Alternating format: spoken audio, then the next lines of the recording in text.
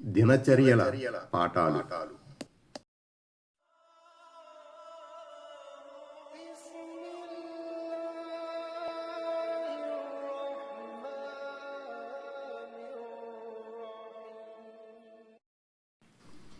పదమూడు.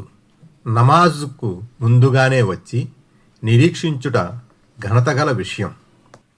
మహాప్రవక్త సల్లల్లాహు అలైహిస్సలాం ఇలా ఉపదేశించారని అబూ హురైరా రజియల్లాహు అన్హు ఉల్లేఖించారు.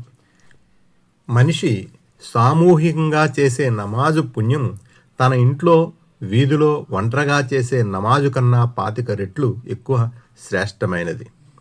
అది అతను శుభ్రంగా సముచిత రీతిలో వుజూ చేసి కేవలం నమాజు చేసే ఉద్దేశంతో మసీదుకు వెళుతుంటే మసీదులో ప్రవేశించే వరకు అతను వేసే ప్రతి అడుగుకు ఒక్కొక్కటి చొప్పున అతనికి అంతస్తు పెంచబడుతుంది.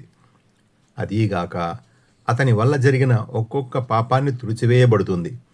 ఇక అతను నమాజు పూర్తి చేసుకొని ఎంతకాలం నమాజు చేసిన స్థలంలో ఉంటాడో అంతకాలం దైవదూతలు అల్లాహ్ ఇతన్ని కరుణించుము అని దుఆ చేస్తుంటారు.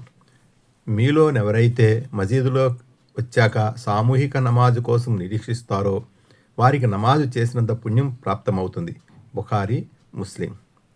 ప్రవక్త సల్లల్లాహు అలైహి వసల్లం బోధించారని అబూ హురైరా రజియల్లాహు అన్హు ఉల్లేఖించారు. అజాను పలకడం మరియు మొదటి పంక్తిలో చేరడం ఎంత పుణ్యకార్యమో ప్రజలకు కనుక తెలిస్తే ఆ అవకాశాలు చీటీ ఖుర్ఆ పద్ధతి ద్వారా మాత్రమే లభిస్తాయని తెలిస్తే వారు తప్పకుండా పరస్పరం చీటీ వేసుకుందరు. అలాగే వేళ కాగానే తొలి సమయంలో నమాజు చేయడంలో ఎంత పుణ్యం ఉందో తెలిస్తే అందులో కూడా ప్రజలు ఒకరినొకరు మించిపోవడానికి పోటీ పడదురు. అదేవిధంగా ఇషా, ఫజర్ సామూహిక నమాజులు చేయడంలో ఎంత పుణ్యం ఉందో తెలిస్తే వాటి కోసం కాళ్ళు ఈడ్చుకుంటూ నడవలసి వచ్చినా సరే వారు పరస్పరం పోటీ పడి వచ్చెదరు. బుఖారీ, ముస్లిం. విశేషాలు. 1. శీఘ్రముగా నమాజుకు వచ్చుట చాలా శ్రేష్టమైంది. 2. నమాజు కొరకు నిరీక్షించుట కూడా చాలా పుణ్యకార్యం.